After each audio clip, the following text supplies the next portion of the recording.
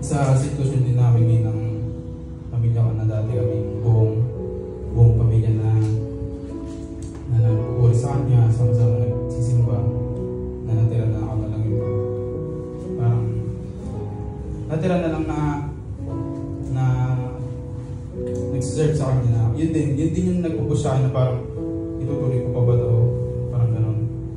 Like sabi ni Pastor Erwin kanina na kahit pastor ka or musician ka, dadating sa punto na babagsak ka, makaramdam ka ng bigat sa ano, parang yung lalo mo may yung mga thinking mo na negative sa buhay mo na parang magsusuko ka na gano'n. Pero dahil sa year na to, na-fulfill ulit lahat na buhay ulit. Na-restore ako sa kung ano yung dati, kung paano ako magpuri, kung paano ako mag-serve kay Lord.